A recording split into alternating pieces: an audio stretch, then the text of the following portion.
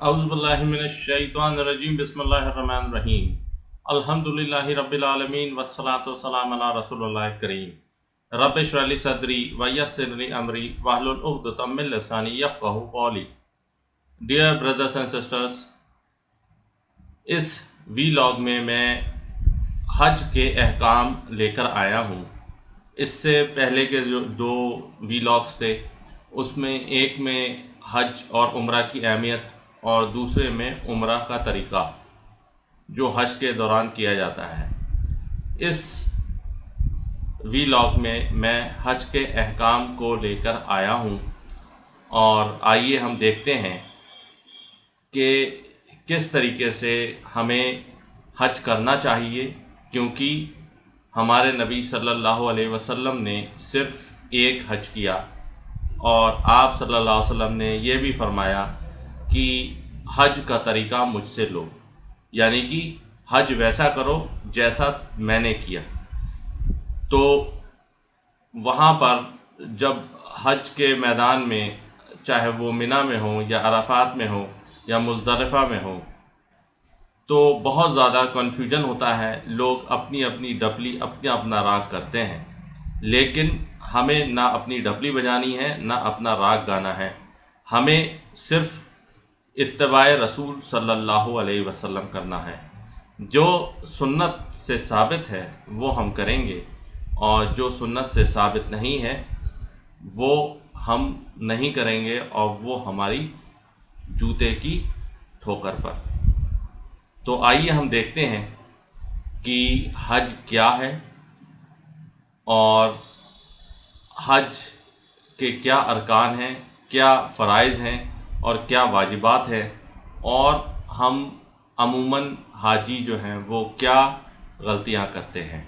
तो सबसे पहले हम एक ओवरऑल जिस्ट हज की लेंगे, फिर उसके बाद जो हज के जो अहकाम हैं, जो हज के जो अरकान हैं, उनके डिस्क्रिप्टिव वे में उनको मैं बताने की सादत हासिल करना चाहूँगा। तो सबसे पहले हज के 4 अरकान हैं। पहला एहराम, दूसरा अराफात में ठहरना, तीसरा सफ़ा व मरवा के बीच सई करना, और चौथा तवाफ़ इफ़ादा यानी कि तवाफ़ ज़ियारत करना। तो ये तो 4 हो गए। उसके बाद हज के वाजिबात हैं। हज के वाजिबात क्या हैं? पहला ये है कि मीकात से एहराम बांधना, जो हमने उम्रा में हमने बांध दिया। अब जब हज में है तो हज में जो हमारा मीकात होगा, हज तमत्तो में जो हमारा मीकात होगा, वो हमारा होटल का कमरा होगा या हमारा घर होगा, तो वो होगा। दूसरा, अराफात मैदान में जो दिन में पहुँचे उसका सूरज के गुरूब होने तक अराफात में ही ठहरना, यानी कि जब आप पहुँच जाएँ अराफात में, यानी कि ज़वाल के बाद, यानी ज़ोहर जब शुरू होता है, तो ज़ोहर जैसे ही शुरू होता है तो अगर आप वहाँ पहुँच जाएँ तो फिर आप पर वाजिब रहता है कि आप वहाँ पर मगरिब शुरू होने तक आप वहाँ पर रहें अराफात के मैदान में। उसके बाद मुज़दलिफ़ा में फ़जर तक रात गुजारना, यहाँ तक कि खूब रोशनी हो जाए। जब अराफात में मगरिब की अज़ान जैसे ही होगी वैसे ही आपको वहाँ से चल देना है। अराफात से आप चल देंगे तो अपनी सहूलत के हिसाब से बेहतर यह है कि जो आप अपने टूर ऑपरेटर से आए हैं तो उसकी गाड़ी में जाएं। यही सुन्नत है, गाड़ी में जाना, गाड़ी में आना, और वो आपको मगरिब शुरू होने से आपको मुज़दलिफ़ा ले जाएगा। मुज़दलिफ़ा पे आप वहाँ रुकिए और रात का क़याम कीजिए। जो आप मैदान अराफात में जो आप थक गए हैं तो उसमें आप आराम कीजिए। वहाँ पर कालीन वगैरह का इंतज़ाम होता है, आप अपनी चादर भी लेके जाइए। तो वहाँ पे आप रुकिए, आप जो है मगरिब की और इशा की नमाज़ को जमा कीजिए और कसर कीजिए, और फिर उसके बाद आराम कीजिए। और फिर जब सुबह में फ़जर के टाइम में आप फ़जर की नमाज़ पढ़ें, और फिर जब सूरज जब निकल आए, सूरज जब दिखने लगे, तो आप वहाँ से मुज़दलिफ़ा से आप खुरूज कीजिए। वापस आप मिना में अपने खेमे में आ जाइए या फिर आप जमरात चले जाइए। लेकिन औरतें, बच्चों और बूढ़ों और कमज़ोर लोगों के लिए आप मुज़दलिफ़ा से सीधे रात में 12 मिडनाइट हो जाए, मिडनाइट के बाद आप अपने खेमे में आ सकते हैं। चौथा है अय्याम तशरीक में रात में मिना में ठहरना, यानी कि अय्याम तशरीक मतलब 10, 11, 12, 13 इनमें मिना में रात में ठहरना, रात में क़याम। आप दिन में तो आप तवाफ़ करने जाइए या फिर आप जमरात में जो है वो पत्थर मारने जाइए, रमी करने जाइए, रमी बोलते हैं इसको पत्थर मारने को। लेकिन जब मगरिब का टाइम हो जाए तो आप क़याम, कुछ टाइम तक आपको क़याम करना है, जो कि बहुत से लोगों ने छोड़ दिया है और अक्सर जो चुपके से आके जो है अपने होटल में रह जाते हैं, और ख़ासकर जो तुर्की होते हैं, तुर्किश जो लोग होते हैं, तो वो मिना में रहते ही नहीं। तो अल्लाह आलम किस तरीके से वो ऐसा करते हैं, क्या उनके पास दलील है? दलील तो कुछ नहीं होगी, बस ये है अपनी आसानी के लिए। उसके बाद अय्याम तशरीक में जमरात में को कंकरियाँ मारना, यानी कि आपको 10 तारीख को कंकरी मारनी है, 11, 12, 13 4 दिन कंकरी मारना है। 3 दिन कंकरी मारना कंपलसरी है और चौथे दिन मारना ऑप्शनल है। फिर उसके बाद जमरे अकबा, यानी कि बड़ा जमरात जो है, जो सबसे आगे होता है, काबे शरीफ की तरफ जो होता है, जमरे को कंकरी मारने के बाद सर के बाल मुंडवाना या कटवाना। तो ये है, हलक करवाना भी एक वाजिबात है हज की। फिर उसके बाद तवाफ़ विदा करना, यानी कि जब आप वापस आ रहे हो इंडिया या अपने कंट्री, तो जब आखिर में, सबसे आखिर में आप जो काम करेंगे, वहाँ पे आप हरम शरीफ जाएंगे, वहाँ पे तवाफ़ करेंगे और फिर अलविदा कह के आप वापस अपने कमरे आ जाएंगे। कमरे से गाड़ी से बैठेंगे और आप अपने वतन को चल देंगे। अब इसमें एक चीज़ और है कि जिसने हज का एक रुकन भी छोड़ा, उसका हज ना तो सही होगा और ना पूरा होगा। तो ये अगर रुकन आप छोड़ते हैं तो आपका हज जो है वो नाक़िस होगा, इनकम्प्लीट होगा। इसी तरह जिसने किसी वाजिबात को छोड़ा तो उसे हरम के फ़कीरों के लिए एक जानवर ज़िबा करना होगा। वाजिब को छोड़ा मतलब ये है कि आपने जो है रमी नहीं करी, आपने जो है वो मुज़दलिफ़ा नहीं गए, या आपने मिना नहीं गए, तो आपको एक जो है जानवर ज़िबा करना होगा। या आपने क्या कहते हैं, एहराम उतारने से पहले आपने जो है हलक करा लिया, या फिर अपने बाल तोड़ लिए, या परफ्यूम लगा लिया, या अपनी औरत को छू लिया, तो फिर आपको दम देना पड़ेगा। हज के एहराम की हालत में उम्रा के एहराम की तरह खुशबू का इस्तेमाल करना, बालों या नाखून को काटना, सर को किसी कपड़े से ढकना। अब मैं आपको फिर मैं बता रहा हूँ कि वहाँ पे सर को नहीं ढकना है, लेटते वक्त भी नहीं ढकना है। लेटते वक्त बहुत से लोग ऐसे करते हैं कि वो लाइट रहती है, तो लाइट की वजह से जो है वो अपने चेहरे पे जो है वो एहराम डाल लेते हैं या कोई चादर डाल देते हैं। वो बिल्कुल नहीं करना है। और इसी तरीके से जो चेहरे पे वो लगा लेना, जो काला रेबन लगा लेना, ये बिल्कुल नहीं है, अलाउड है। ये आप तभी लगा सकते हैं जब आपकी आई साइट है, आपको बगैर चश्मे के दिखता नहीं है, तो आप चश्मा लगा लीजिए, लेकिन रेबन लगाना तो एकदम अलाउड नहीं है। शिकार करना, बोसा व किनार व सोहबत करना, निकाह करना। अब इसमें एक चीज़ और एक्स्ट्रा आ गई है, जब एहराम में एक बंदा होता है तो उसको आप अपना रिश्ता नहीं दे सकते, ना उस लड़के को आप रिश्ता दे सकते हैं, ना उस लड़की को आप रिश्ता दे सकते हैं। सिले हुए कपड़े पहनना, तो एहराम ही आप पहने हैं। हरम के पेड़ पौधों को काटना मना है, उनकी पत्ती तोड़ना भी मना है, उनकी जो घास उछेलना भी मना है, सिवाय कुछ पेड़ों के जिसके बारे में रसूल सल्लल्लाहु अलैहि वसल्लम ने इजाज़त दी है। उसके अलावा किसी भी चीज़ को ना जानवर को शिकार करना है और ना ही किसी पेड़ पौधे को तोड़ना है।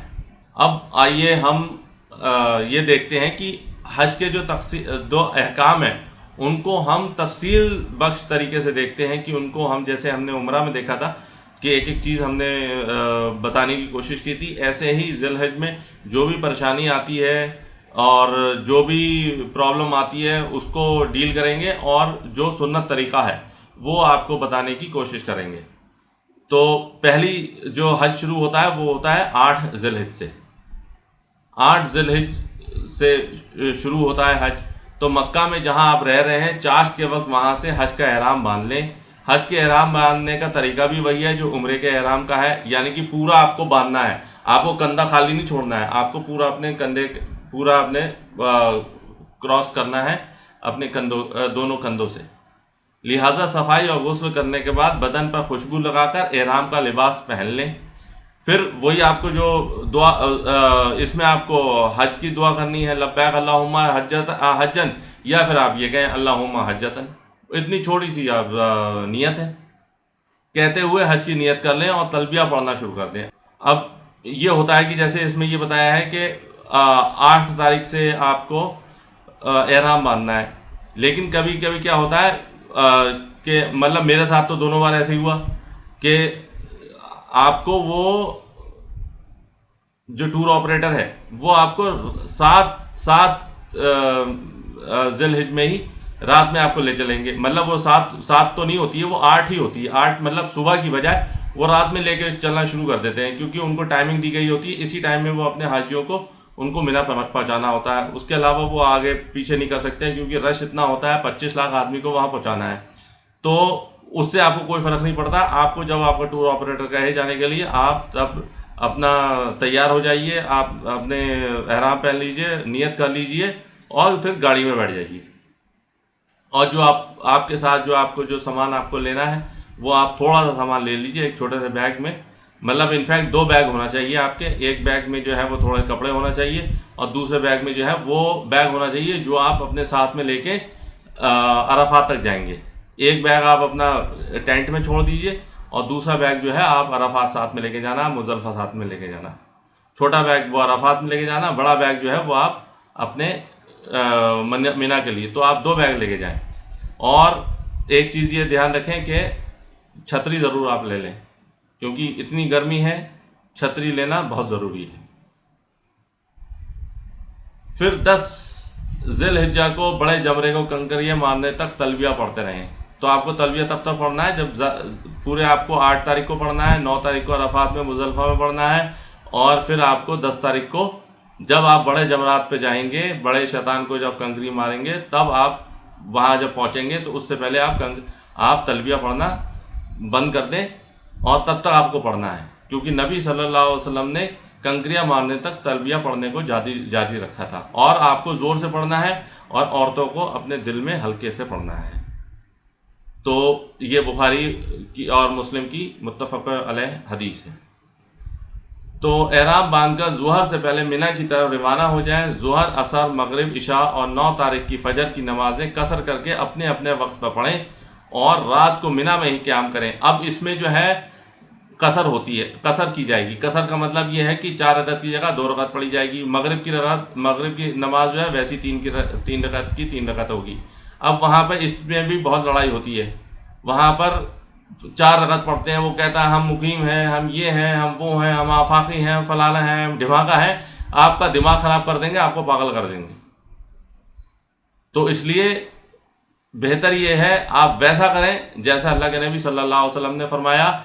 ये सही बुखारी की हदीस है 1655 और सही मुस्लिम की हदीस है 1309 कि रसूल सल्लल्लाहु अलैहि वसल्लम ने ज़ुहर, असर, मगरिब, इशा और 9 तारीख की फ़जर की नमाज़ें कसर की। और इसमें आपको सिर्फ फ़र्ज़ नमाज पढ़नी है, कोई नफिल, कोई सुन्नत वगैरह कुछ नहीं पढ़नी है। और ये रसूल सल्लल्लाहु अलैहि वसल्लम की सुन्नत है। तो वहाँ जाके आपको कुछ नहीं करना है। लोग जो हैं वो पढ़ेंगे, आप उनको पढ़ने दीजिए। आपका काम है कसर करना। जो अगर साथ में आपको कसर कर रहा है, कसर कर लीजिए, वरना आप अकेले ही नमाज़ पढ़ लीजिए।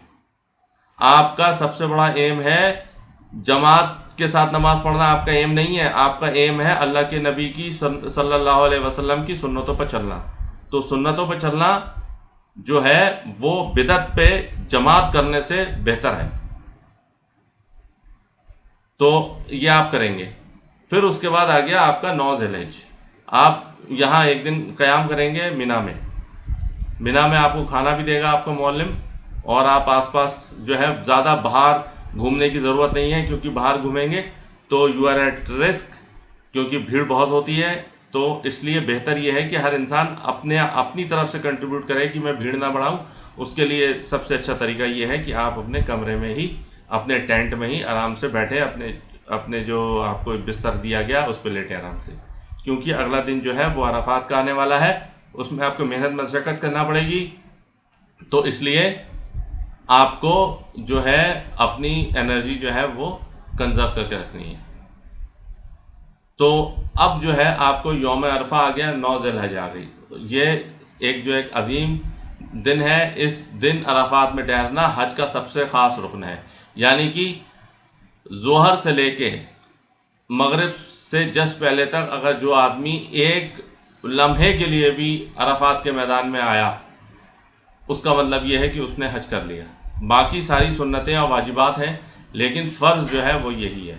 इसलिए आपने वहाँ पर देखेंगे कि वहाँ हॉस्पिटल बना है, सारे पेशेंट्स जो वेंटिलेटर पे भी हैं उनको भी ऑन वेंटिलेटर लेके आएंगे।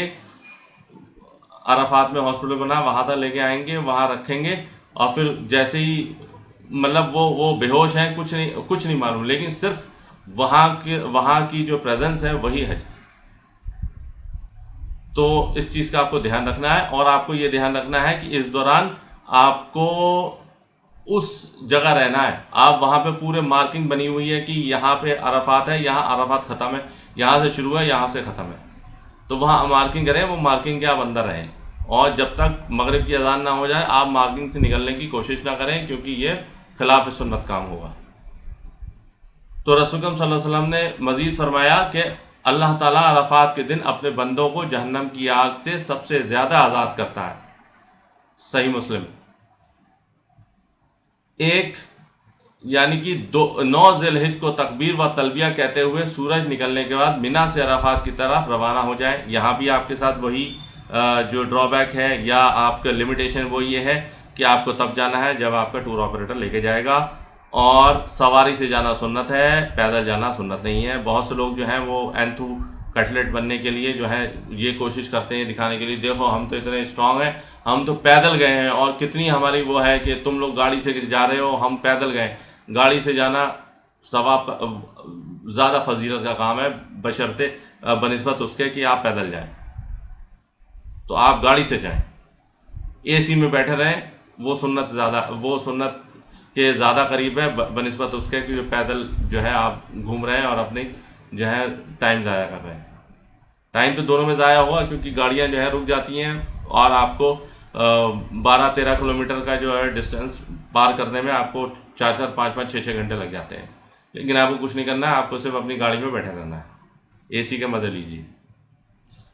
फिर दूसरा है अराफात में पहुंचकर सूरज के गुरूब होने तक जिक्र, दुआ, तलबिया, तिलावत कुरान में मशगूल रहें। वहाँ पे कोई फालतू बात ना करें, वहाँ पे एरिया डोमिनेशन की कोशिश ना करें। वहाँ पे ये ना देखें कि भैया मेरा कैंप कहाँ से कहाँ तक है और कितने कैंप लगे हुए हैं, मेरे बगल में कौन सा कैंप है, उसमें कौन से लोग रह रहे हैं, उनके लिए उनके पास खाने को है या नहीं है, ये आपका काम नहीं है। मस्जिद नमीरा में चले जाएंगे, मस्जिद नमरा पहुँच जाएंगे, फिर अराफात के जो पहाड़ है उसमें आप जो जबल रहमत है वहाँ आप चले जाएंगे, पूरे एरिया में नाचे नाचे फिरेंगे। वो ना करें आप बिल्कुल। आपका काम है जिक्र, दुआ, तलबिया, तिलावत कुरान में मशगूल रहें। हर आदमी पर मोबाइल फ़ोन है, मोबाइल फ़ोन रखें, 2-2 मोबाइल फ़ोन रखें, उसके साथ में जो है वो बैटरी बैकअप भी रखें, जो चार्जर है वो भी रखें। वहाँ पे सब इंतज़ाम होता है। मुश्किल होती है, ज़्यादा लोग होते हैं तो चार्जिंग में परेशानी होती है, तो लेकिन यह है कि बैटरी पैक आप रखें तो आपको मोबाइल चार्ज रहेगा, उसमें आप बैठ के कुरान मजीद पढ़ते रहें। बिल्कुल ना घूमें, इधर उधर लड़ाई झगड़ा ना करें, खाने के चक्कर में ज़्यादा ना रहें, खाना आपको खुद ही पहुँच जाएगा। बिल्कुल भी हाय तौबा ना बचाएं। पानी के लिए अगर टॉयलेट लग रही है तो पहले थोड़ा टाइम आपको लगता है, हर आदमी को लग जाता है मुझे टॉयलेट आने वाली है, तो 5-10 मिनट पहले उससे निकलें, और लाइन में लगना पड़ेगा वहाँ पे आपको मोस्ट ऑफ द टाइम्स।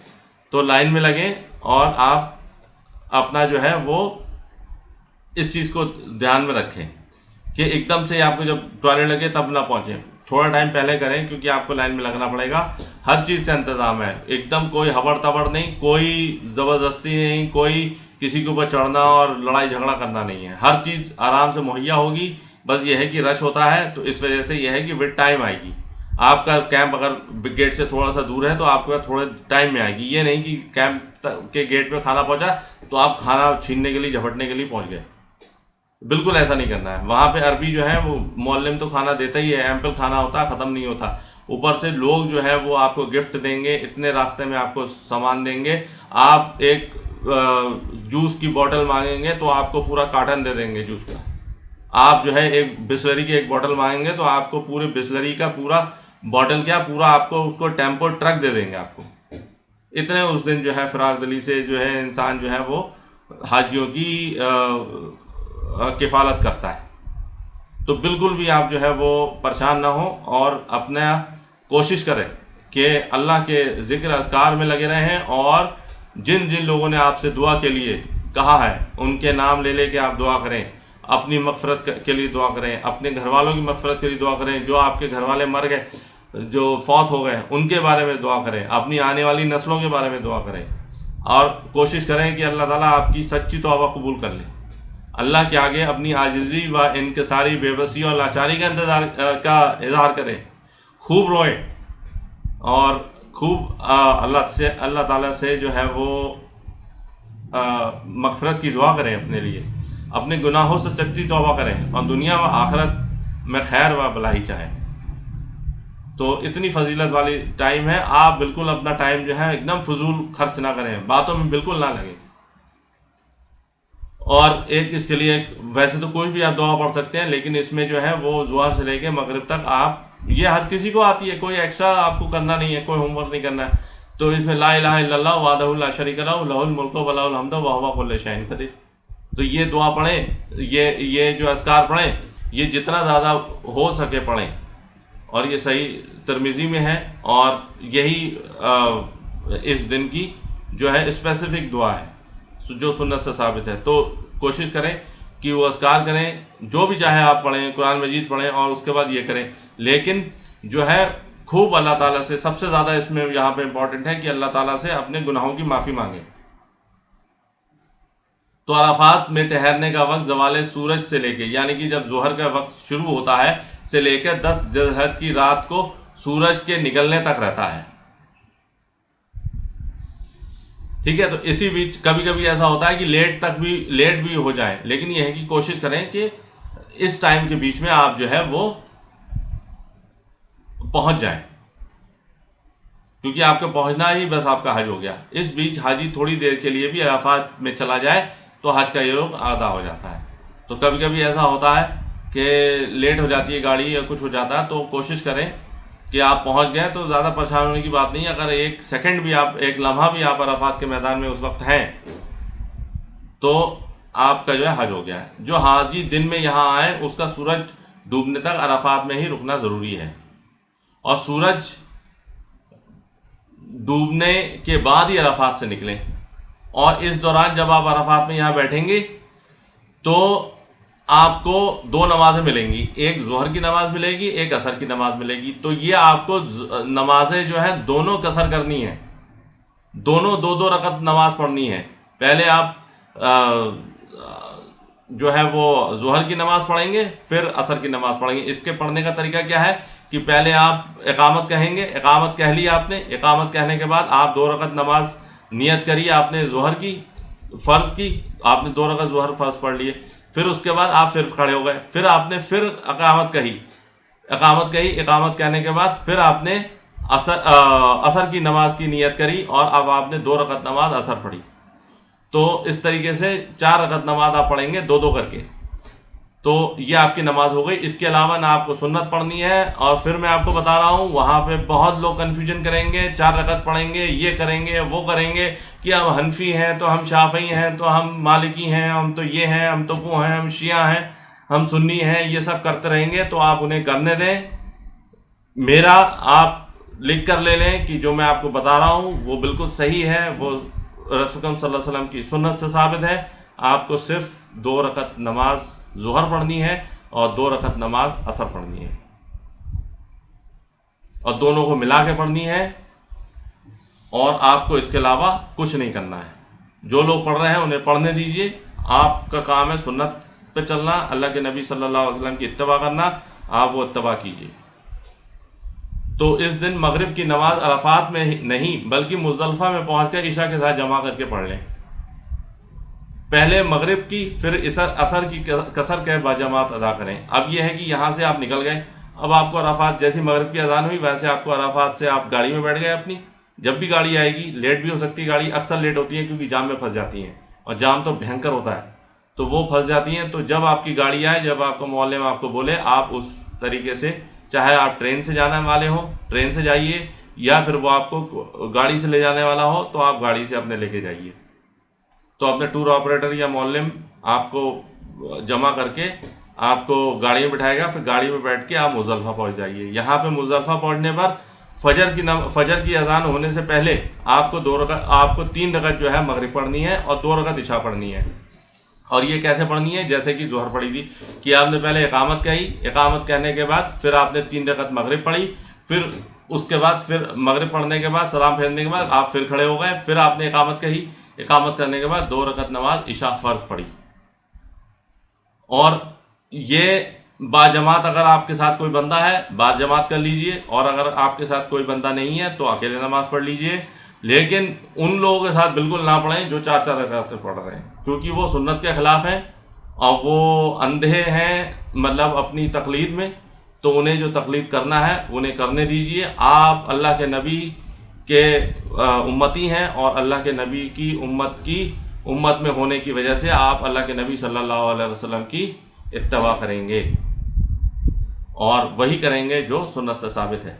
और चाहे वो मिना हो, चाहे वो अराफात हो या मुज़दलिफ़ा हो, इसमें ना कोई सुन्नत पढ़ी जाएगी ना कोई नफल पढ़ा जाएगा। फिर अपने ज़रूरियात से निपट कर यहाँ मुज़दलिफ़ा में आराम करें। वहाँ पे आप ऐसी जगह देख लें कि जहाँ पे पास में स्टेशन हो। स्टेशन के पास तो ऐसा होता है कि रश ज़्यादा होता है, तो स्टेशन अगर के पास ना हो के जो टॉयलेट्स वगैरह जहाँ बने हुए हैं, टॉयलेट कॉम्प्लेक्स होते हैं, तो वहाँ उसमें आसपास जगह अगर खाली हो तो वो आप कोशिश करें कि वहाँ रहें। उसकी वजह से ये होगा कि आपको आराम से जो है अपना सुबह में नहाने का भी आराम से में हो जाएगा, और आपको टॉयलेट वगैरह के लिए भी ज़्यादा प्रॉब्लम नहीं होगी। और इस दौरान जो है औरतों, बूढ़ों और बूढ़े मर्दों और बच्चों को आधी रात के बाद मिना जाने के लिए मुज़दलिफ़ा छोड़ देने की इजाज़त है। तो ऐसे लोग बहुत, वहाँ तो ट्रेन चल रही होती है, अब आपके ऊपर है कि ट्रेन से आप आए हैं, आपका मोहल्ले में ट्रेन से लाया है, ऑथराइज है उसे ट्रेन, या फिर बस से आया है। बस ज़्यादा आरामदेह रहती है, टाइम बस में ज़्यादा लगता है, लेकिन यह है कि बस ज़्यादा आरामदेह रहती है, उसमें इंसान बैठ सकता है। ट्रेन में ये है कि ट्रेन में स्टेशन के लिए लाइन में लगो, फिर ट्रेन आए तो उसके लिए अंदर लाइन में लगो, फिर ट्रेन में भी खड़े रहो। वो बात अलग है कि ट्रेन का जो जर्नी है वो मुश्किल से 2 मिनट या 3 मिनट की होती है, लेकिन वही जर्नी आपकी बस में जो है वो 2 घंटे की भी हो सकती है, 6 घंटे की भी हो सकती है, लेकिन वहाँ पर बैठने को मिल जाता है। और आप अपने पब्लिक लोगों के साथ रहते हैं तो इसलिए वो ज़्यादा बेहतर रहता है। तो जो ये लोग हैं, औरतें, कमज़ोर, बूढ़े जो हैं, वो रात में जा सकते हैं, लेकिन अमूमन हमने तो किसी को करते देखा नहीं। तो बेहतर ये है कि अपने ग्रुप के साथ ही रहिए तो ज़्यादा अच्छा है। जब जहाँ ग्रुप आपका जहाँ वहाँ जाइए, और जो आपका मुअल्लिम है, जो आपके टूर ऑपरेटर हैं, वो उनको इतना ज़्यादा वो होते हैं, एक्सपर्ट होते हैं कि वो गलतियाँ होने नहीं देते। तो आप उनके साथ रहेंगे तो आपकी गलतियाँ नहीं होंगी। तो अब ये है कि कुछ गलतियां जो ऐसी हैं जो लोग करते हैं इन दिनों में। अराफात में क्या करते हैं? अराफात की हुदूद से बाहर रुकना या ठहरना। अब सबसे बड़ी बात ये होती है कि बहुत से लोगों को आदत होती है कि मस्जिद नमरा जाना। इस मस्जिद को मस्जिद निमरा भी कह सकते हैं, मस्जिद नमीरा भी कह सकते हैं, दोनों तरफ से तरीके से ये सही है। तो मस्जिद निमरा जाना, वहाँ पे ये है कि वहाँ पे खुतबा होता है, हज का खुतबा होता है, लेकिन उसमें एक बहुत बड़ा जो एक पॉइंट ये है कि मस्जिद नमरा का जो 40% पार्ट है वो अराफात के बाहर है। तो आपको ये चीज़ देखनी है कि आप उस पार्ट में बैठें। अगर आप वहाँ पहुँच गए हैं तो उस पार्ट में बैठें जो अराफात के अंदर है। हज का खुतबा आता है, हज जो खुतबा देने आते हैं वो रियाद से आते हैं या कहीं और वो सिटी से आते हैं, तो वो हज का खुतबा देने आते हैं। तो क्योंकि वो तो हाजी नहीं होता ना, जो हज का खुतबा दे रहा होता वो हाजी नहीं होता है, तो वो आता है वो इसलिए वो कसर कराता है। लेकिन आप जो है आप हज करने वाले हैं, लेकिन सुन्नत है रसूल सल्लल्लाहु अलैहि वसल्लम की, आप सल्लल्लाहु अलैहि वसल्लम ने कसर की, तो इसलिए वो भी कसर करता है और आपको भी कसर करनी है। तो इसलिए आप ये ध्यान रखें कि मस्जिद निमरा अगर पहुंच गए हैं तो आप मस्जिद निमरा में उस जगह पे रहें जहां जो अराफात के अंदर है, और उस जगह पे ना रहें कि जो अराफात के बाहर है। और आप बाकी अराफात के एरिया में भी इस चीज़ का ध्यान रखें। आप पूरा बड़े बड़े बोर्ड्स लगे होते हैं कि अराफात स्टार्ट अराफात एंड्स। उसके बाद दूसरी गलती ये है कि यह अकीदा रखना कि जबल रहमत पर चढ़े बगैर वकूफ़ अरफा पूरा नहीं होगा। तो बहुत से लोग ये भी, जैसे मैंने आपको बता दिया कि बिल्कुल भी घूमना उमना नहीं है, तो बहुत से लोग जो है जबल रहमत पर चढ़ जाते हैं, अब वहाँ पे खड़े होकर दुआ करते हैं। नो डाउट वो जगह जो दुआ कबूल होने की जगह है वो शायरिल्लाह में से एक है, लेकिन ये मतलब उसका अराफात में अराफात वाले दिन उसका कोई रोल नहीं है, तो इसलिए उसके चक्कर में नहीं रहना है और कोई इधर उधर घूमना नहीं है। फिर तीसरा ये है सूरज गुरूब होने से पहले अराफात की हद से बाहर निकल जाना। अब बहुत से लोग ये भी करते हैं, खासकर टूर ऑपरेटर जो होते हैं, बहुत से टूर ऑपरेटर ये सोचते हैं कि इससे पहले कि रश बढ़े अपने लोगों को निकाल कर ले जाओ, उन्हें कोई फ़र्क पड़ रहा है आपका हज ना हो। लेकिन ये है कि ये गलती है, और अराफात से तभी बाहर निकलना चाहिए जब मगरिब की अजान हो जाए। फिर उसके बाद जो है चौथी गलती क्या होती है कि मुज़दलिफ़ा में पहुंचकर मगरिब व इशा की नमाज़ें पढ़ने से पहले कंकरियाँ चुनने में लग जाना। तो ये भी एक गलती है। पहले आप इशा और मगरिब और इशा की नमाज़ पढ़ें, फिर उसके बाद आप कंकरियाँ चुनें। और कंकरियाँ जो है वो कंकरियाँ आपको कितनी चुननी होती हैं? कंकरियाँ आपको चुननी होती हैं, आपको एक दिन में कंकरियाँ कितनी मारनी होती है। अब आप काउंट करेंगे, कैसे काउंट करेंगे? आपको पहले दिन जो है वो बड़े जमरात पे मारनी है, यानी कि 7 कंकरी। फिर दूसरे दिन आपको जो है 7 7 7 तीनों पे मारनी है, तो हो गई 21, यानी कि 28 हो गई। फिर उसके बाद आपको अगले दिन फिर 21 मारनी है, फिर आपकी कितनी हो गई? 48 + 41 49 हो गई। फिर अगले दिन आपको फिर मारनी है, तो फिर आपकी हो गई 49 + 20 69 + 1, तो हो गई 60 70 आपको लेनी है। तो इसके लिए आप एक बैग ले लें। बैग बाहर से मिलते भी हैं, लेकिन यह है कि कोई भी एक बैग पॉलीथीन अपना साथ रखें, पॉलीथीन एक छोटी सी पॉलीथीन रखें। और कंकरियों का साइज ऐसा नहीं होना चाहिए, बड़ा साइज नहीं होना चाहिए, इतनी छोटा होना चाहिए जो 1 मटर के दाने के बराबर। वहाँ पे इनफैक्ट आपके लिए जो है वो सऊदी गवर्नमेंट ने पूरे पत्थर को क्रश करके वहाँ पे हर जगह कंकरी होगी। आपको ऐसा नहीं है कि आपको ढूंढना पड़ेगा या कुछ करना पड़ेगा।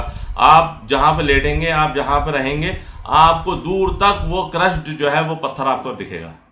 आप उसी में से वो उस साइज़ की कंकरियाँ जो है वो ले लीजिए। बड़े साइज़ की लेना नहीं है, इतने साइज़ की ले लीजिए ना। फिर उसके ऊपर कुछ पढ़ना वढ़ना भी नहीं है, ना ही उसको पानी से साफ़ करना है, तो वो आप कंकरियाँ ले लीजिए। वो आपको वहाँ से मुज़दलिफ़ा से लेनी पड़ेगी। अब मुज़दलिफ़ा की रात में नफल पढ़ना, ये बिल्कुल कुछ नहीं, जैसे मैंने आपको बता दिया, ना मिना में पढ़ना है कुछ, ना फ़र्ज़ नमाज के अलावा ना अराफात में पढ़ना है, ना मुज़दलिफ़ा में पढ़ना है, और वापस आके मिना में आके भी कुछ नहीं पढ़ना है।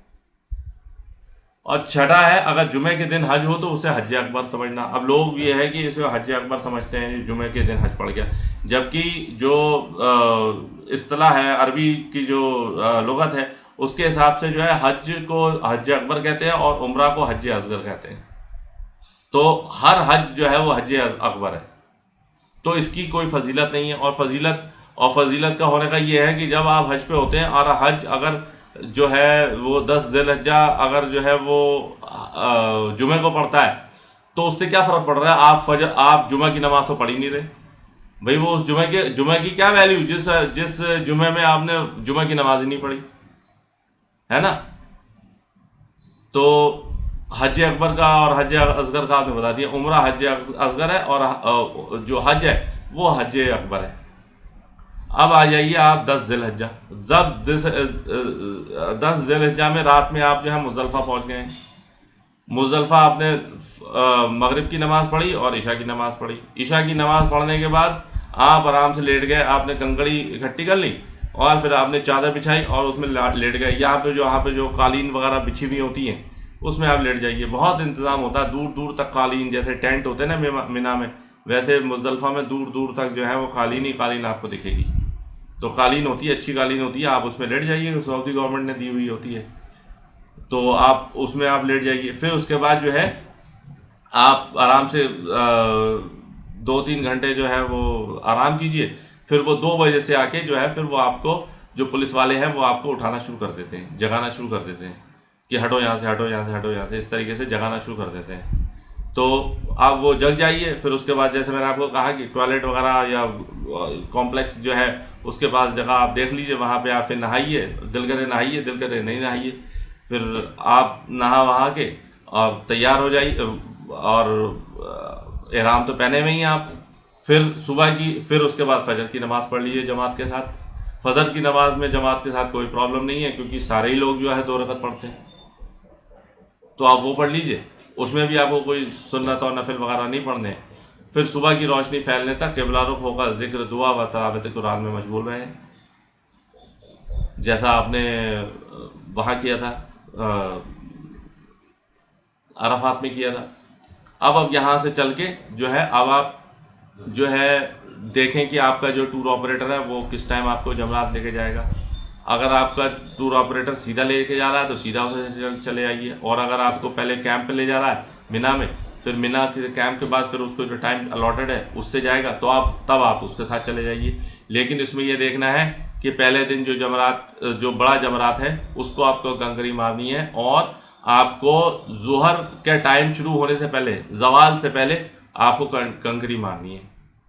तो जवाल से पहले आपको कंकरी मारनी है, तो उस हिसाब से आपका जो टूर ऑपरेटर वो आपको अरेंज कर देगा, आप उसके साथ चले जाइए। और इसमें आपको ध्यान ये रखना है कि इसमें जमरात जो है 3 है, जो एक लाइन में बने हुए हैं। एक मिना की तरफ है, और एक जो है बीच, उसके बाद दूसरा है, और उसके बाद जो सबसे तीसरा जो सबसे बड़ा वाला है जमरात, वो जो है वो काबे की तरफ है, यानी कि मिना से सबसे दूर।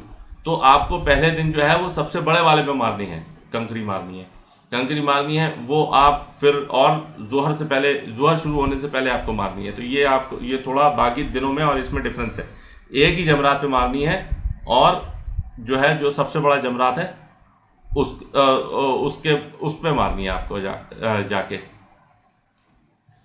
तो बड़े जमरात पर कंकरियां मारने के लिए, इसको रमी कहते हैं, तो कंकरी मारने के लिए मुजदलफा से मोटे चने के बराबर कंकरियां उठा सकते हैं। कंकरियां मुजदलफा से लेना ज़रूरी नहीं, मिना से भी ली जा सकती हैं। लेकिन वहाँ मिना में कंकरियां लेने से ये प्रॉब्लम ये होती है कि वहाँ पे कंकरियां मिलती नहीं है, और क्योंकि वो सारा वो एकदम कंक्रीट बना हुआ है, तो वहाँ पे कंकरियां नहीं मिलती है। तो बेहतर ये है कि आप जो है वो मुजदलफा से ही लेके जाएँ, क्योंकि वहाँ जब आपको प्रोवाइड किया गया है, जहाँ पे आराम से मिल जाती है वहाँ से ले लीजिए। ये थोड़ी है कि जहाँ पे नहीं मिल रही है वहाँ आप कहाँ ढूंढेंगे, वहाँ पे मिलती नहीं है।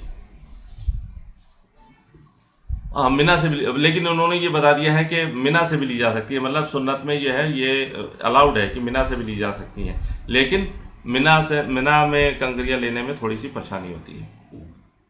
फिर उसके बाद सुबह रोशन हो जाने पर मिना के लिए निकल जाएं। रास्ते में वादी महशर में तेज़ चलें। तो यहाँ पे जो बना हुआ है, यहाँ पे तेज़ चलें, क्योंकि यहाँ पे अल्लाह का अज़ाब आया था। यहाँ पे जो अबराह का लश्कर है यहीं पे नेस्त नाबूद किया गया था। तो ऐसी जगह जहाँ पर अल्लाह का अज़ाब आए वहाँ पे ना रुकना चाहिए, और ना ही वहाँ पे हंसी ठिठोली करना चाहिए। बस अल्लाह के जो तक़वे की वजह से, अल्लाह से डर के जो है उस जगह से आपको तेज़ आगे बढ़ना है। लेकिन इनफैक्ट जो है वो पता चलता नहीं है, क्योंकि आपको मालूम नहीं आप किस रूट से आ रहे हैं, तो ज़रूरी नहीं है कि वो जो है वादी महशर पड़े या ना पड़े। तो उसके बाद जो है मिना में बड़े जमरात के पास पहुंचकर तलबिया बंद कर दें। अब ये जगह है जहाँ पे आपको तलबिया तलबिया बंद करना है। लब्बैक अल्लाहुम्मा लब्बैक जो आप बोल रहे थे, तो ये आपको तलबिया जो है उस जगह पे जाके बंद करना है। तो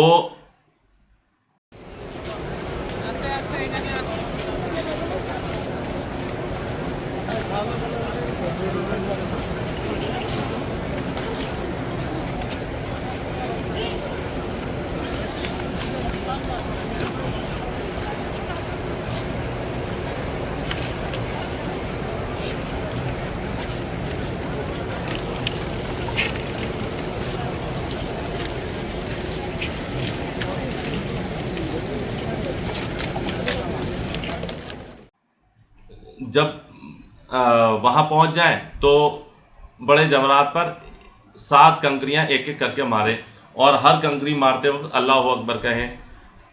तो यानी कि ये करना है और आपको थोड़ा ध्यान रखना है, क्योंकि वहाँ पे जो है बहुत जुनूनी टाइप लोग होते हैं, वो शैतान से इतने खुंदक खाए हुए होते हैं कि हो सकता है वो बड़ा सा पत्थर भी मार दें।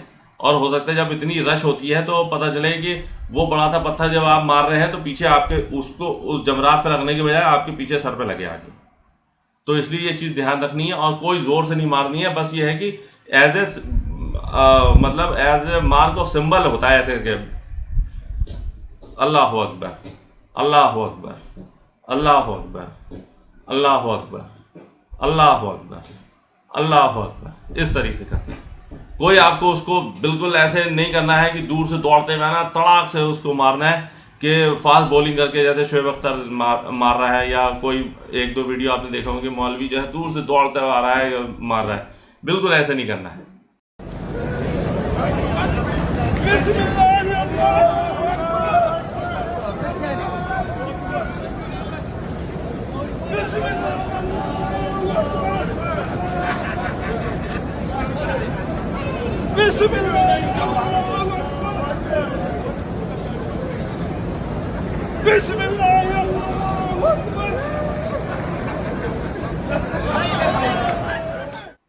और ये आप अपना जो कंकरी हैं ये रमी ज़रूरी नहीं है कि आप जाएं, आप अपने जो है रमी जो है वो के पत्थर जो कि दूसरे को दे सकते हैं और वो बंदा जो है वो आपके ऑन योर बिहाफ वो मार सकता है, क्योंकि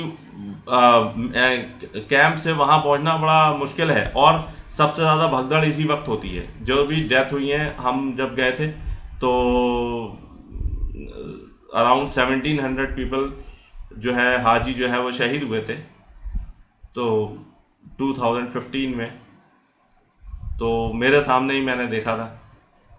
तो कोशिश करें कि अपने टूर ऑपरेटर के साथ जाएं और बहुत ही जो है वो अपना आँख कान जो है खुले रखें कि जिधर लोग जा रहे हैं ज़्यादा भीड़ बढ़ रही है या कुछ बढ़ रही है तो ज़्यादा उधर ना जाएं और पब्लिक के साथ ही चलें, ये नहीं कि उल्टी तरफ चलने लगे।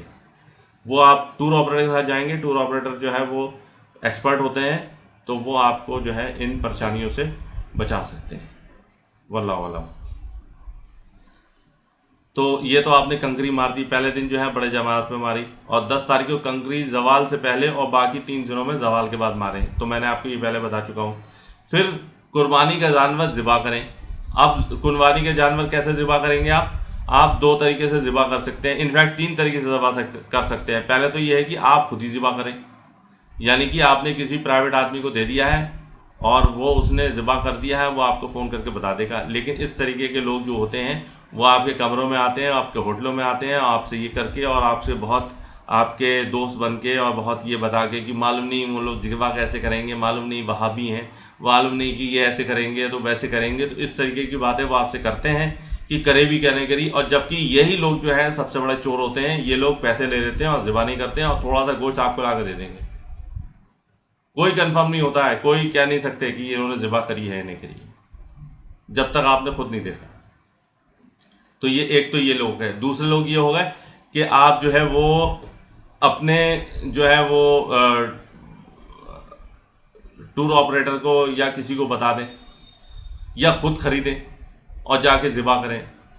तो एक तो ये तो बड़ा मुश्किल काम है। और तीसरा ये है कि आप जो है वो सऊदी गवर्नमेंट का जो बैंक है उसमें आप जो है वो IDB बैंक जो है, इस्लामिक डेवलपमेंट बैंक, IDB जो है, IDB में आप अपने वहाँ से टोकन खरीद लें। वो आपको टोकन दे देंगे और आपको एक नंबर दे देंगे, और जब आपका जो दुम्बा या ऊँट या जो भी है आपका जानवर जब ज़िबा हो जाएगा तो वो आपको मैसेज कर देंगे कि आपका जानवर ज़िबा हो गया। या आपके टूर ऑपरेटर को बता देंगे और टूर ऑपरेटर बता देगा कि इस बैच के जानवर ज़िबा हो गए, तो आप लोग अपना हलक करा लें। तो यही सही तरीका है। बिल्कुल आप जो है वो प्राइवेट लोगों के चक्कर में ना पड़ें। प्राइवेट लोग जो है, अब आपको मैं कहते हुए बुरा लगता है, लेकिन ये है कि मस्जिद में चोरी कौन करता है? मस्जिद में चोरी जो है वो मौलवी या मस्जिद कमेटी करती है। बाहर से लोग नहीं आते चोरी करने के लिए, चंदा खाने के लिए। तो ऐसे ही आप हज में समझ लें कि हज में चोरी मोहल्ले में ही करेगा। हज में चोरी जो है वो टूर ऑपरेटर ही आपको बता के पैसे लेके जाएगा इतने, और आपको फैसिलिटी नहीं देगा। और ऐसे ही ये लोग वहाँ के, इन लोगों का डर निकल गया होता है, ऐसे ही वहाँ से आपसे पैसे ले लेंगे, कुर्बानी का पैसे ले लेंगे, आपसे कहेंगे कुर्बानी हो गई और आपको थोड़ा सा गोश्त ला कर दे दिया। और आपको ये चीज़ भी बताते हैं कि जब आप उससे कुर्बानी कराएंगे आईडीबी बैंक से, जब सऊदी गवर्नमेंट वाले से कुर्बानी कराएंगे तो आपको गोश्त नहीं मिलेगा और हम आपको गोश्त भी ला के देंगे।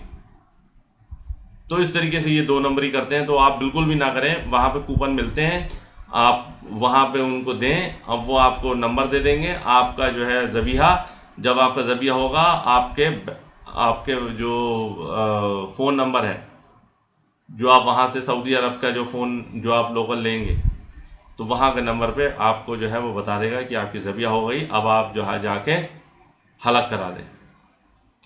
अब फिर हम देखते हैं कि ये कुर्बानी का जानवर जो है वो कैसा होना चाहिए। कुर्बानी का जानवर बिल्कुल वैसा होना चाहिए जैसा कि आप यहाँ पे जब अपने घर पे रहते हैं, तो उसमें वही खुसूसियात होना चाहिए जो एक कुर्बानी के ईद उल अज़हा के जो कुर्बानी होती है उसके जो खुसूसियात होती है। और वो खुसूसियात क्या होती हैं कि वो बेऐब हो, मतलूबा उम्र के मुताबिक हो। अगर आप कुर्बानी किसी कंपनी के ज़रिए कराना चाहें तो ऐसा भी कर सकते हैं, और वही सबसे बेहतर है। अगर रकम में कमी हो जाए की वजह से आप कुर्बानी करने की ताकत ना रखते हो, तो आपको 10 रोज़े रखने होंगे। जैसे मैंने आपको बताया था, बहुत से लोग जो हैं कुछ लेके नहीं आते हैं, तो ऐसे लोग कुर्बानी भी ना करेंगे। तो जो लोग ऐसे लोग जो हैं जो कुर्बानी की इस्तिताअत न रखते हों, ऐसे होते हैं लोग, कीनिया वगैरह से लोग आते हैं, उनकी इस्तिताअत नहीं होती, तो ऐसे लोग जो हैं वो क्या करेंगे, वो 10 रोज़े रखेंगे। और ये कब रखेंगे? ये 3 रोज़े जो है हज के दिनों में रखेंगे, और 7 रोज़े जो है अपने घर वापस लौट के रखेंगे। और ये हुक्म कहाँ दिया है? ये हुक्म है सूरह बकरा की आयत नंबर 196 में। तो कुर्बानी का गोश्त आप खुद भी खा सकते हैं और फुकरा व मसाकीन में भी बांटें। बिल्कुल ये वैसे ही है जैसे नॉर्मल जो है ईद उल जुहा का जो गोश्त होता है, कि आप वो खुद भी खा सकते हैं, आप सारा खुद खा लें, आप सारा बांट दें, या आप सारा जो है वो अपने दोस्तों में बांट दें। तो the choice is upon you. लेकिन जो सबसे बेहतर यही है कि इंसान अपना जो है कुर्बानी का गोश्त जो है वो गरीबों में, फुकरा में दे। तो आप ये कर सकते हैं। फिर उसके बाद जब आपकी जो कुर्बानी हो गई, जब आपके पास मैसेज आ गया कुर्बानी हो गई, फिर सर के बाल मुंडवा दें या पूरे सर के बाल कतरा दें। अलबत्ता सर मुंडवाना चले। और औरतें भी बिल्कुल फिर वैसे ही करें जैसे कि उन्होंने उम्रा में किया था, कि चोटी के उंगली के एक पोर के बराबर बाल कटवाएं।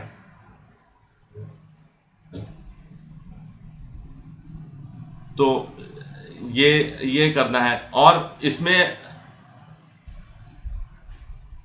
अब आपके लिए वो सब बातें हलाल हो जाएंगी जो एहराम की वजह से हराम थी। अब आपका एहराम जो है वो आउट हो गया। अब आप जो है एहराम बदल के आपका हलक हो गया। हलक करवाने के बाद आप जो है वो अब एहराम हटा दें। एहराम हटाने के बाद अब जो है आप अपने नॉर्मल कपड़े पहन लें। लेकिन इसमें आपकी सब बातें तो ख़त्म हो गई, लेकिन एक चीज़ की जो है वो आप पर अभी भी हराम है। अब वो है बीवी से सोबत करना, जो कि तवाफ़ ज़ियारा करने के बाद हलाल और जायज़ होगी। लेकिन वहाँ तो ऐसा जगह ही नहीं है, और जो इतनी ज़्यादा वो भीड़ होती है उस टाइम, तो आदमी ये सब तो इसमें क्या इसमें ध्यान लगाएगा। तो ये जो है आपका अब बस तवाफ़ इफ़ादा बजा। इसमें आपको फिर अब ये मिना से 10 तारीख को ही, जब आपने जमरात पे वो पंखा मार दिए और फिर आपकी जो है हलक करा दिया आपने, और आपके बाद उसके बाद जो है आपने ihराम उतार दिया, अब आपको हज इफ़ादा करने के लिए जो है वो हरम शरीफ जाना पड़ेगा। हरम शरीफ ये भी हज का एक रुकन है और ज़रूरी है। अगर तवाफ़ इफ़ादा नहीं करा तो फिर आपका वो दम देना पड़ेगा। अगर किसी वजह से आप 10 तारीख को ये तवाफ़ ना कर सकें तो बाद में भी कर सकते हैं। जैसे हमने तो जब भी हम गए तो इतना रश होता है, इतना थकान हो जाती है, अरफात की थकान प्लस जमरात में जाने की थकान, फिर मुज़दलिफ़ा में जो वहाँ रुकते हैं वो जो सड़क पे रहना पड़ता है या फिर जो पत्थरों पे रहना पड़ता है, अगर जगह सही नहीं मिली तो थकान हो जाती है उससे। तो अगर वो ना कर पाए और प्लस रश की वजह से अगर नहीं कर पाए तो वो आप अगले 3 दिन में कभी भी कर सकते हैं। तो हमने तो 10 तारीख को ही कर दिया अपना, जब एहराम उतर गया, फिर उसके बाद 10 तारीख की रात में ही हम जो है फजर से पहले जो है वो हम निकले और हरम पहुँचे। हरम पहुँच के हमने वहाँ पे तवाफ़ इफ़ादा किया। तो उस टाइम में इसलिए सुबह सुबह इसलिए पहुँच गया क्योंकि उस सुबह में रश कम होता है।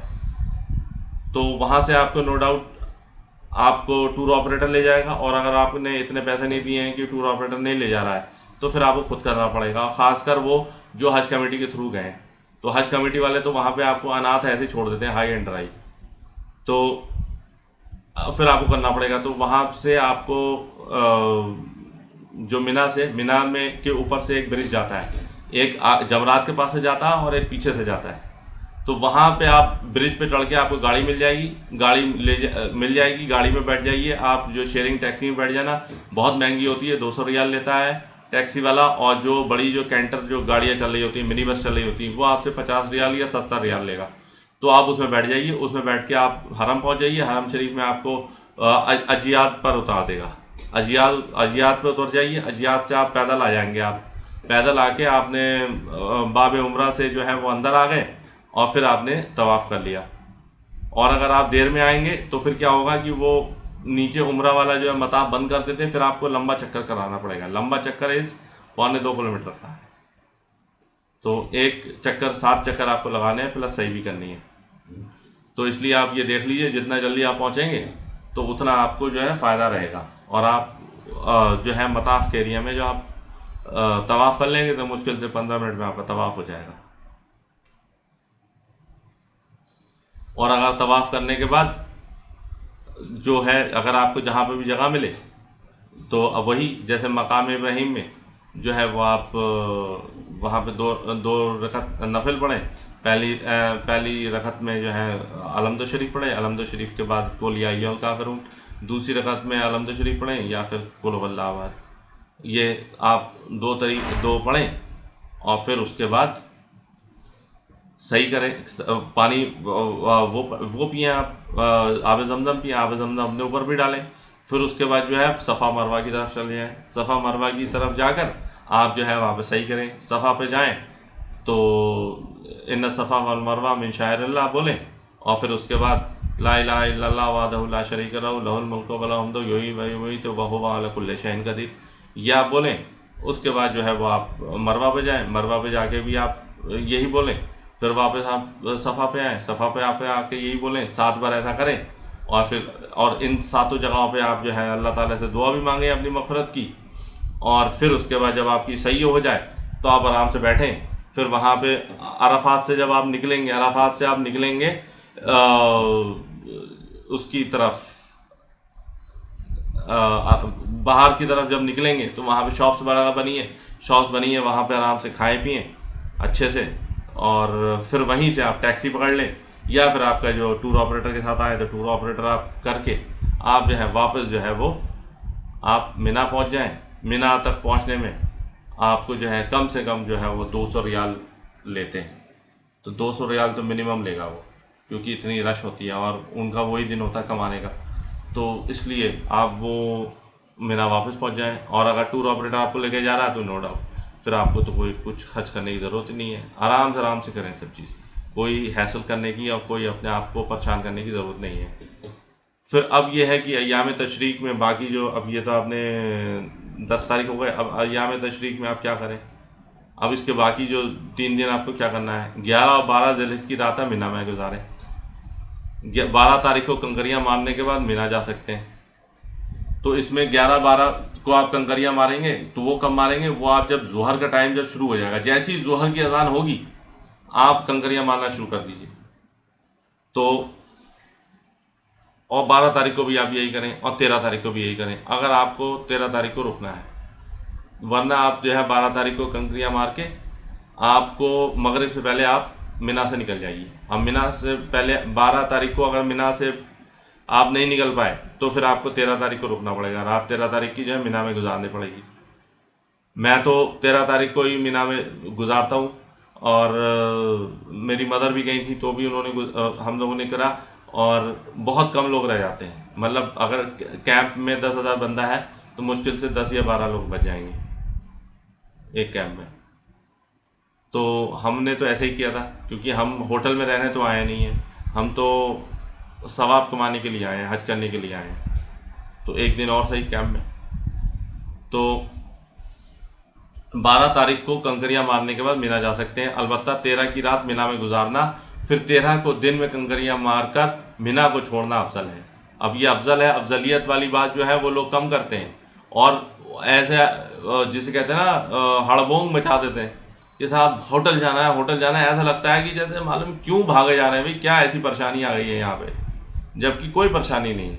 और उस दिन तो और ज़्यादा आराम रहता है कि आप किससे परेशान होते हैं, आप रशी से परेशान होते हैं। 13 तारीख को कोई रश नहीं। जब 10,000 बंदा कैंप में था, अब जो है वो 15 आदमी कैंप में है, और सिक्योरिटी का तो कोई प्रॉब्लम ही नहीं है वहाँ पे। तो इन तीनों दिनों में जमरात को कंकरियाँ मारनी है, जिसका वक्त जवाल के बाद से आधी रात तक रहता है। तो आप इस टाइम में कभी भी करें। और मैं आपको ये बता दूं, दोपहर में आप जब कंकरी मारेंगे तो उस टाइम रश कम होता रहता है। जितना टाइम बढ़ता रहेगा, क्योंकि जितना जब मगरिब के टाइम हो जाएगा, जब धूप ख़त्म हो जाएगी, तो लोग बहुत रश हो जाता है, और यही वक्त हैं जब भगदड़ मचती है। तो इसलिए बेहतर यह है कि उन टाइमों को चुनें जिन वक्तों में लोग कम रहते हैं। और दूसरी बात, सबसे बड़ी बात यह है कि उस वक्त के में जाएं जब आपका मौलम आपको लेके जाता है, खुद ही से ना जाएं, क्योंकि आपको तो नॉलेज नहीं होती। और प्लस ये है कि और टाइम में आप जाएंगे जो आपका टाइम नहीं है, तो फिर you will add to the rush, और दैट कैन कॉज स्टैम्पीड। फिर उसके बाद पहले छोटे जमरात को 7 कंकड़ियाँ एक एक करके मारे। अब जो पहले वाले में मारी थी आपने, वो मारी थी सबसे आगे वाले को, सबसे बड़े वाले को, सबसे बड़ा वाला जो सबसे आगे है। अब दूसरे दिन क्या होता है, दूसरे दिन जो है पहले छोटे जमरात को एक एक को 7 कंकड़ियाँ मार रहे हैं एक एक करके, हर कंकड़ी के साथ अल्लाह अकबर कहें। फिर उसके बड़े को, और फिर सबसे बड़े को। अगर आपको किसी और तरफ से भी कंकड़ियाँ मारना हो तो पहले अपनी कंकड़ियाँ मारें। अब इसमें यह है कि आप जो है पहले छोटे को मारें, फिर बड़े को मारें, फिर सबसे बड़े को मारें। और अगर आपने किसी और की भी कंकड़ी अगर आप ले आएँ तो उसमें आपको क्या करना है, आप पहले छोटे को अपनी कंकड़ी मार लीजिए, फिर उसके बाद क्या करिए, फिर उसके बाद आप बड़े को, फिर आप जो है जिसकी कंकड़ियाँ आप साथ में लाएँ उसको आप मारिए। फिर आप मीडियम वाले के पास जाइए, औसत के वाले के पास जाइए, फिर अपनी कंकड़ी मारिए, फिर उस इंसान की मारिए। फिर उसके बाद जो है बड़े वाले के पास है, बड़े वाले के पास जाएं, वहाँ पे भी ऐसे ही करें। और फिर वापस जो है वो करने के बाद वापस, और हर कंकड़ी मारने के बाद आपको अल्लाह की तरह मुतवज्जे होना है, और सिमते काबा जो है आपको दुआ करनी है। और छोटे जमरात को कंकरियाँ मारने के बाद कुछ देर दुआ मांगना मसनून है। जैसे मैं आपको कह रहा हूँ, बड़े जमरात को कंकरियाँ मारने के बाद वहाँ रुककर दुआ करना मसनून नहीं है। अब सिर्फ आपको 2 बार दुआ मांगनी है, छोटे वाले के बाद, मतलब असगर के बाद, औसत के बाद। उसके बाद जो है फिर आपको चौथे के बाद दुआ मांगना ज़रूरी नहीं है, और फिर वापस आ जाना है। तीनों जमरात को कंकरी मारने के लिए कंकरियाँ मिना में किसी भी जगह से ले सकते हैं। फिर ये बता रहे हैं कि मिना से कहीं से ले सकते हैं, लेकिन मैं फिर आपको ये बताता हूँ कि भले ही वो सुन्नत है, लेकिन वहाँ पे कंकरियाँ मिलती नहीं हैं। तो इसलिए वो बेहतर ये है कि आप अपना जो है वो पूरा आर्मर जो है, अपना पूरा जो मिसाइल्स जो है सॉर्ट ऑफ, तो वो आप जो है वो सब ले लीजिए वहाँ से, मुज़दलिफ़ा से ले लीजिए। और जब आप कंकरी मारे तो दूसरे के मिसाइल से बचें। हो सकता है, मैंने खुद देखा लोगों के पत्थर लगते हुए, क्योंकि कुछ लोग जूते भी मार देते हैं, और उनके हाथ में वो होती है छतरी होती है, वो भी मार देते हैं, और थूक भी देते हैं, गाली बकते हैं। तो जबकि ये मालूम होना चाहिए कि ये जो है शैतान नहीं है, ये सिर्फ उसका एक सिंबॉलिज्म है। कंकरिया जमरे को निशाना बनाकर करीब जाकर मारे, ये नहीं कि दूर से मार रहे हैं तो पता चला कि वो इतनी जमरात को नहीं लगी, उसके आगे वाले को लगी। और ये भी नहीं है कि जमरात को जाके उस पर पत्थर पे जो है उस पर लगना ही ज़रूरी है, बस उसकी तरफ ऐसे करके फेंकना है बस। जमरात को शैतान समझकर उसे गालियां देना या उसे जूता मारना जहालत है, बिल्कुल वैसे ही है, क्योंकि वो शैतान नहीं, वो शैतान की एक निशानी है।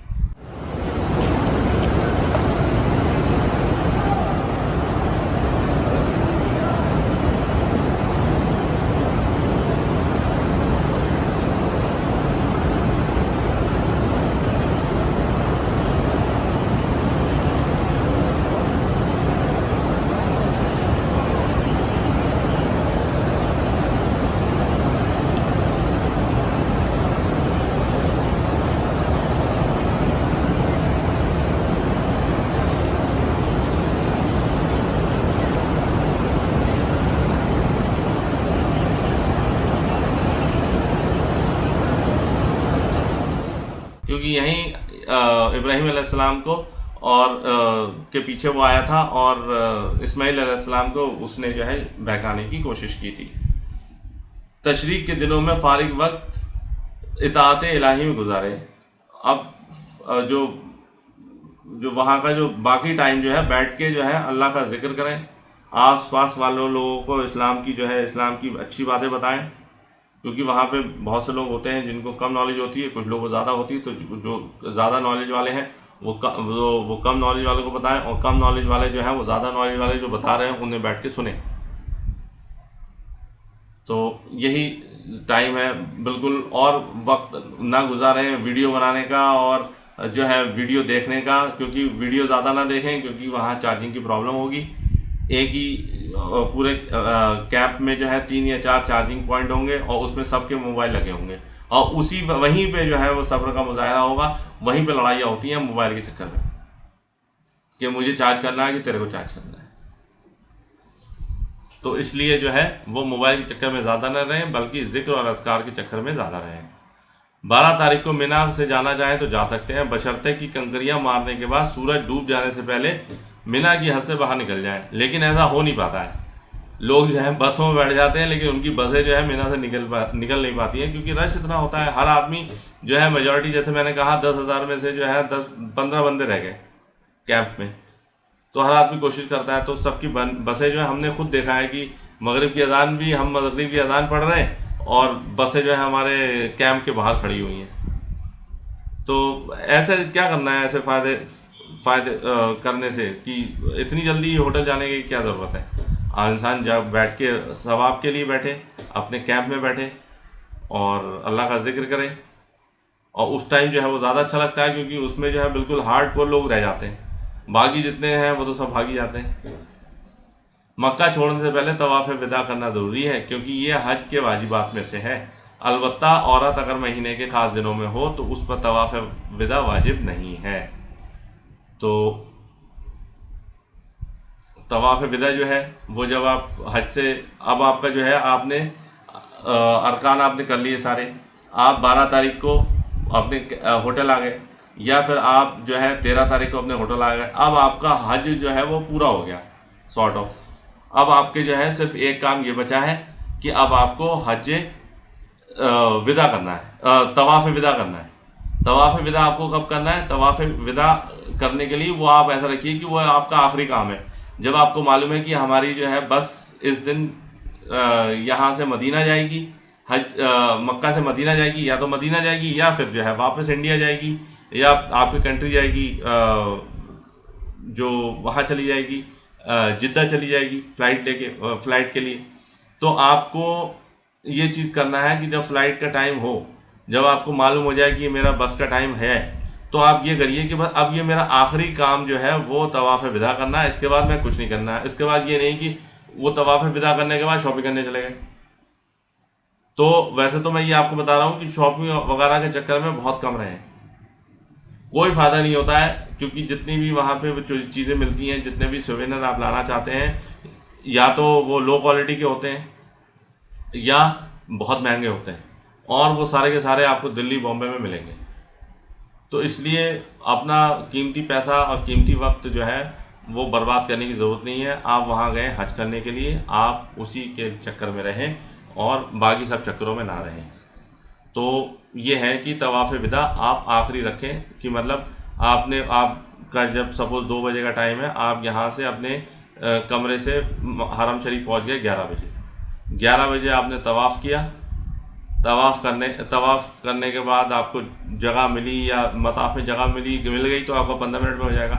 अगर मताफ़ में जगह नहीं मिली या फिर रश बहुत ज़्यादा है तो कम से कम आपको 2 घंटे 2.5 घंटे भी लग सकते हैं। तो वो आप देख लें, उसी हिसाब से आप जो अपना वो एरर ऑफ मार्जिन रखें। फिर आप जो है वो करने के बाद फिर आप विदा करके आप जो है वो अपने होटल आ जाइए। अपना सामान तो आपका 2 दिन पहले ही या 1 दिन पहले ही चला जाता है, टूर ऑपरेटर ले जाता है, खासकर जो हज कमेटी के थ्रू हज करने के लिए गए हैं।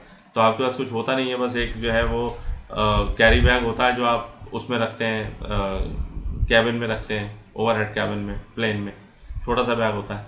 तो बस वो आप का तैयार होता ही है, आप वहाँ जाइए और अपनी गाड़ी में बैठिए और आप अपने वतन के लिए रुखसती ले लीजिए। इसी तरह तवाफ़ करने के बाद हरम से उल्टे पाँव निकलना भी सही नहीं है। अब वो वहाँ तवाफ़ करने के बाद निकलने में अगर कोई इमोशन हो जाता है, कोई किसी के आंसू निकल आते हैं, सभी के आते हैं, तो जो है वो तो उसमें कोई कवाहत नहीं है। लेकिन हरम से उल्टे पाँव बाहर निकलना, भाई जब यहाँ पे लोग कब्रों पे जाते हैं, जहाँ मज़ार पे जाते हैं, जिसको आदत है उल्टे पाँव करने की, तो जो एक नॉर्मल एक कब्र के से उल्टा पाँव आ रहा है, तो अब आप सोचिए कि वो तो अल्लाह का काबा है, उससे क्यों नहीं वापस आएंगे। तो ऐसे बहुत नौटंकी होती है वहाँ पे, तो उल्टे आ रहा है, उल्टे आके चोट लग गई, जबकि वो ज़रूरत ही नहीं है, ऐसा कुछ है ही नहीं। पीठ करने का मतलब ये है कि जो अल्लाह के नबी सल्लल्लाहु अलैहि वसल्लम ने कुरान में बताया है वो तालीमात को छोड़ देना, वो पीठ करना है। पीठ करना फिजिकली पीठ करना थोड़ी पीठ करना है।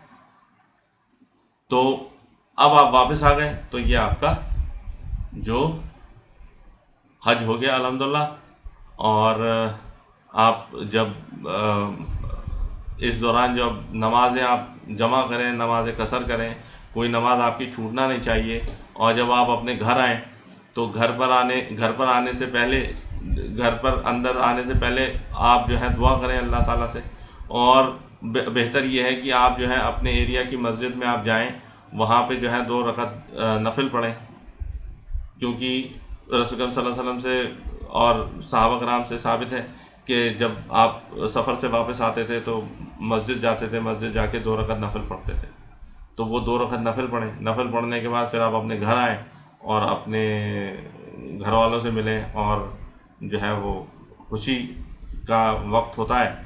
तो आप ये कोशिश करें कि अब आयली ज़िंदगी, अब आइंदा जो ज़िंदगी है उसमें भी जो है अल्लाह के अहकामों को और रसूल सल्लल्लाहु अलैहि वसल्लम की सुन्नतों पर चलने की कोशिश करें। और जो बाकी आपने जो ख़वासतें और जो हो गई, वो आपका अगर हज अल्लाह ताला ने मबरूर कर लिया है तो वो तो ख़त्म हो ही गई हज से। और अगर नहीं भी ख़त्म हुई तो अगर आपने तौबा कर ली उन बातों से, और तौबा करके आपने अपने बाकी जो उन गंदी बातों से और गुनाहों से तौबा कर ली है, तो अल्लाह ताला वो वैसे ही माफ़ कर देगा। लेकिन हमारी तो दुआ ये है, और हर आदमी को ये अल्लाह ताला से तवक्को रखना चाहिए कि उसका हज मबरूर है और उसकी सारी गुनाहें जो हैं वो अल्लाह ताला ने मिटा दी। तो मेरी भी आपसे ये दुआ है कि अगर इससे आपको कोई फ़ायदा हुआ हो तो आप मेरे लिए भी दुआ करें कि ताकि मैं भी आइंदा भी हज कर सकूं, और मैं भी अल्लाह के अहकाम के हिसाब से जो कुरान में दिए हैं और रसूल सल्लल्लाहु अलैहि वसल्लम की सुन्नत के हिसाब से अपनी ज़िंदगी गुज़र बसर करने की कोशिश करूं। वल्लाहु आलम। सुब्हानकल्लाहुम्मा व बिहम्दिका नशहदु अल्ला इलाहा इल्ला अंता नस्तगफिरुका व अतूबु इलैक वमा अलैना इल्लल बलागुल मुबीन। जज़ाकुमुल्लाहु खैर। अस्सलामु अलैकुम व रहमतुल्लाहि व बरकातुहू।